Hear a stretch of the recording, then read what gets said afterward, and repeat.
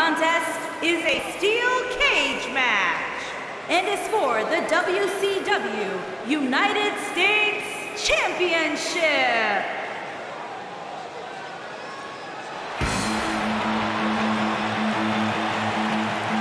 I can't believe Stinger's here! Believe it, Michael! He's here!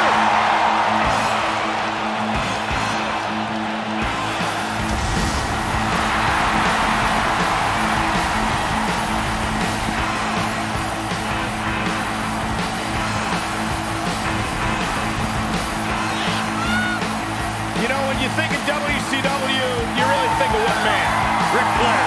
Well, others would say you think about the Stinger, Corey, who has been synonymous with WCW. His loyalty, his passion, his desire. Stop yelling, Saxton. I'm right here. I get excited.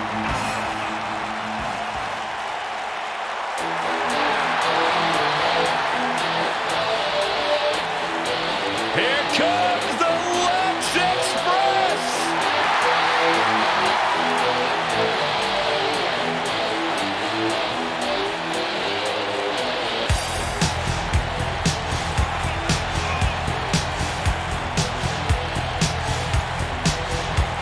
It's now time for the steel cage match we've all been waiting for. And judging from the sound of this crowd, the expectation level is high for this one. But I assure you, this match will not disappoint. Now Lex Luger has taken on all the greats, all the top names of our industry, and he has truly earned the moniker, the Total Package. Introducing the challenger from Venice Beach, California, weighing in at 251 pounds, this is Sting!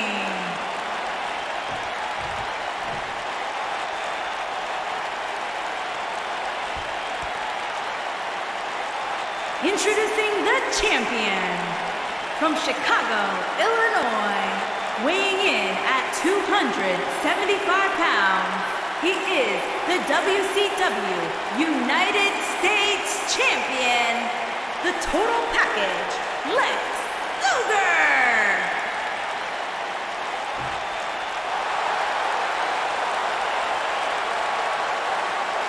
Oh yeah, it's go time.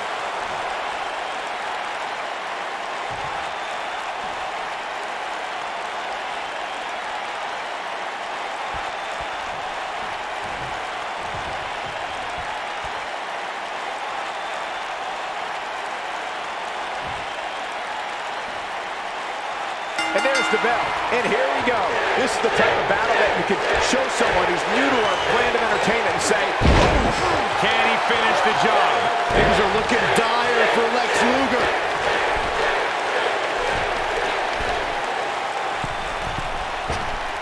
Nasty impact.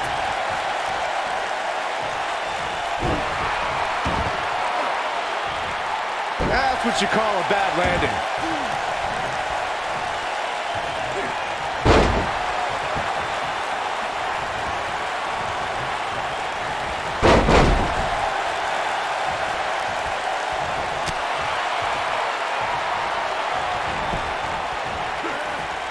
Slam down hard.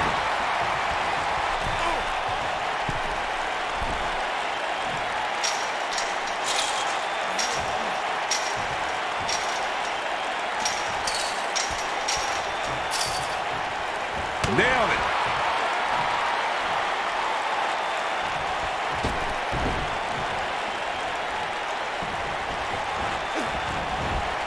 The steel cage is a massive enclosure that stands 15 feet in height.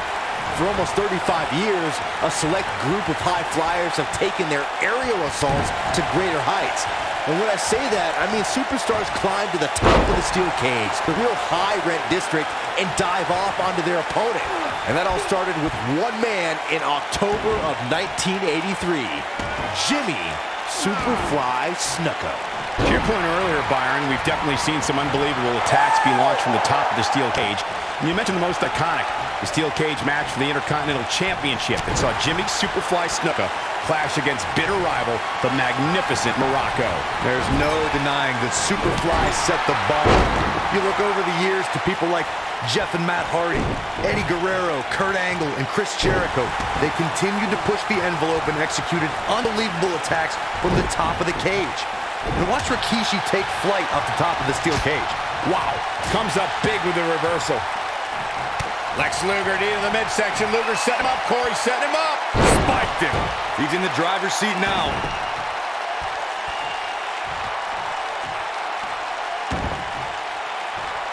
Oh, man! Oh, my goodness, crushing it! Now it's Sting struggling a bit. With these two guys, we all knew this was going to be an all-out battle. Yeah, he's taking on some offense here, but that's to be expected, especially considering who he's in the ring with. Oh, man, right to the neck. Lex Luger is absolutely ready to go.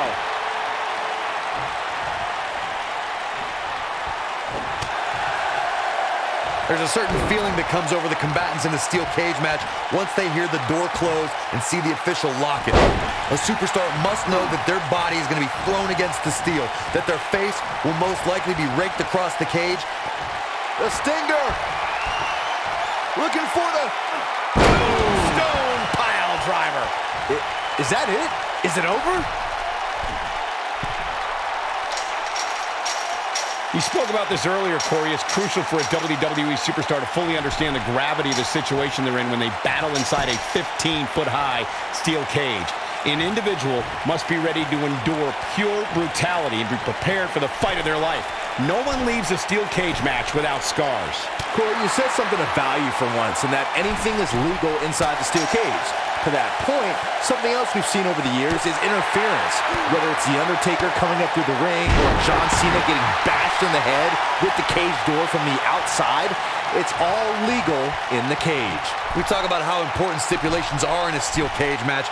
If superstars sign a contract where the only way to win is escape the cage and have both your feet touch the floor, the competitors must have a plan. Especially since you have to be comfortable trying to escape through the cage door as you do climbing over the top of the cage and vice versa.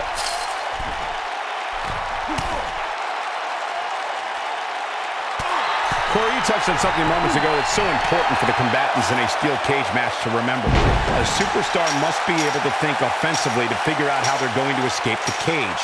They must think defensively at the same time so they can prevent their opponent from getting out of the cage first and winning the match. Well, a superstar must become comfortable with escaping the cage by both exiting the cage door and by climbing over the top of the cage. They must also be aware of their attributes and what's best for them. Let's just say if you're a giant like The Big Show, The Undertaker, Kane, or even Braun Strowman, it's preferred to exit through the cage door. Before 2017's Extreme Rules, there were just 3 previous tag team matches where championship gold was decided inside a steel cage in the history of WWE special events. The Hardy Boys were in 2 of those matches. At Extreme Rules, in order to win the match, both members of a team had to exit the cage and have both feet on the floor. The Hardys used their famous continuity to gain the early advantage until Cesaro and Sheamus utilized their devastating power to slow the pace of the match down. Both teams battled atop the steel cage, but in the end, Sheamus and Cesaro won the race to the arena floor to become new Raw Tag Team Champions.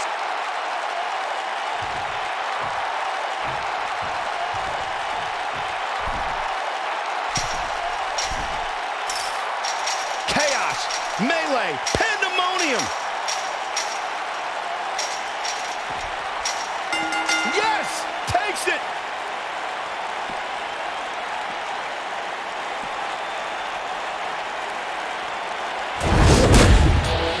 These guys were awesome. Let's take another look.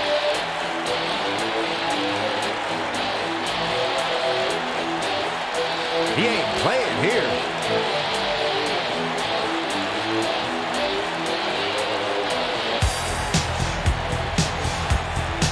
He's getting it done here.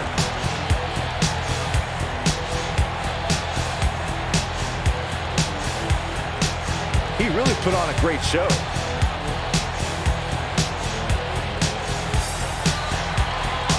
Here is your winner, and still the WCW United